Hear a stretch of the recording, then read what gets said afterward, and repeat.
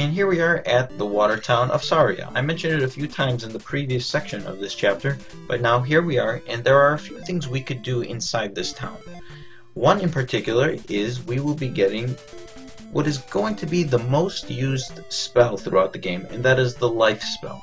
The life spell has the ability to restore your health, your hearts, and it uses a lot of magic though, but even if you're not going through Death Mountain yet and you're just going to go to the next palace, it's a good idea to get the life spell now, as it'll make things a lot easier. Alright, on the second screen, go into the first house and just run over to this table, I suppose, and look under, and it says, I found a mirror under the table. Great! Well, I don't know where... Anyway, return to the previous screen, and the first house here, there's an old woman, or not really old woman, but a woman carrying a pot over her head, for whatever reason, and she wants the mirror. That's her mirror. You found it. Yay! So we go inside following her, and of course she's nowhere to be found. But there is another old wise man just chilling in the basement cellar, never moving, that is just waiting for somebody to come so he can give you magic. Use this magic to restore your life. And I just explained this is the life spell, and it uses a ton of magic. So until we upgrade our magic level much higher, it's still very useful though. It's still by far the best spell, or the most used spell in the game, I should say. At this point you can actually leave the town if you are going straight to the second palace. If you want to go to Death Mountain, just continue to the west. And you can talk to some of the townsmen, and they give you some advice. And here there's an old woman that's patrolling this house, and there's one of these in pretty much every town from this point forward. And just like the woman that restores your health, she'll restore your magic. If you enter this house, you'll see it's like an enemy, but if you keep talking to it, it eventually talks, and it says, "Let me be. Master is in woods north of river." And it's referring to Bagu, who we met, who we got the note from, which will now allow us to pass the bridge. Here it is, and you just go inside, talk to this like armored knight type person, and he says, "You know Bagu? Then I can help you cross." Yay! Just leave the house, and a bridge magically appears. Wonderful. And there's another house here, which the knight is on both sides of the house, I suppose, or it might be two separate knights. In both cases, they'll just open the bridge for you. Finally, leave the town of Saria and head south, and here we are in Death Mountain. Now, there's a lot of tough enemies in this section, so you might get hit a bit, you might die a bit. Don't worry about it, just keep going at it, and you'll get through. The key is to always head east. Every time you have options of going through multiple caves, just head to the one on the right, or the east.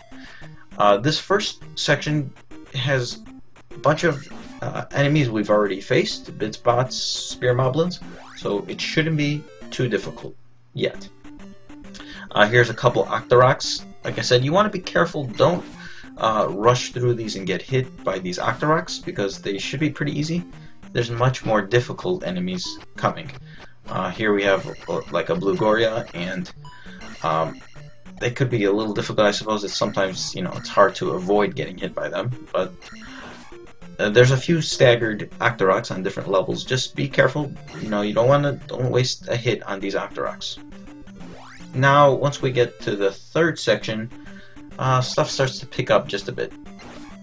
There's a few of these really annoying aches, and these are some of the enemies I probably have the most trouble with in the entire game, actually, because, I don't know, maybe it's just I'm not very patient when attacking them, and I don't know.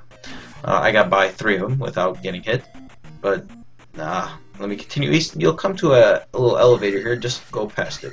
And here we have a Daira. It's almost like diarrhea, but they're very difficult. They have these huge axes, and they'll just swing them at you, and you gotta like duck, squat, hit them. But they take a lot of damage if they hit you, and like I just ran right through that one. But you probably have a lot of trouble, especially if you're new to this game. This next segment isn't too difficult, but here is where it picks up even more, as we now have a red Daira. And these red Daira actually toss their axes rather than just swipe at you. So I use the shield spell because I know I usually have trouble with this guy. And the key is you want to try to jump over his axes when he throws it, and then try to get a sword hit in there. Sometimes he tosses two axes consecutively, which makes it a little difficult. Other times, you can just sneak in a hit between every axe throw. And I did a pretty good job that time. I only got hit once. Usually I get hit a little more than that, but I used the jump spell just to get the red jar. Now I can use the life spell, fill up my life, and now I'm back to full health, which I'll need as I'm going to be fighting several more Dairas coming up.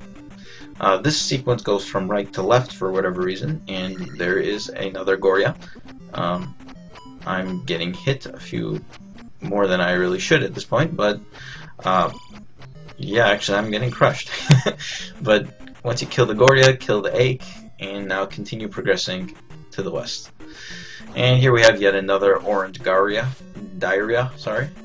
And the key is it swings its axe in patterns pretty much. It's a straightforward pattern. Swing, stop, swing, swing, stop, swing, swing. And you want to hit it when it's not swinging. So it just takes a little bit of timing to get it right. Here's another cave with some more of these rather simple enemies. Just take your time with them, don't rush. And here we have another Daira. This one you have to duck in order to hit it. So I'm trying to time it so I go in when he's not swinging. And this looks a lot easier than it really is, because I'm pretty good at this, but it's actually a lot harder. Especially if you're brand new to the game. If you're a seasoned vet, then you should be okay. And there's several of these Dairas in a row, especially in a cave that we're going to be getting to in just a bit. So you should be getting used to them. More practice, more practice. And they give you a lot of experience points. The orange ones give you 70, while the red ones give you 100. So that's very useful here. Another Daira here. This one going from right to left, so you have to duck because he's on a lower platform. And just keep striking at him. And there you go. I am going to upgrade my attack at this point, and now that I have a level 4 sword, this should make it much easier to defeat these Dairas and more difficult enemies, as it takes a couple less hits now. Now with the level 4 sword, it only takes, I believe, 3 hits now to kill the orange ones, which isn't too bad. And I keep taking these hits from these rather simple enemies, but at least there's a red magic jar at the end, so I use my life spell, fill up my life and my magic.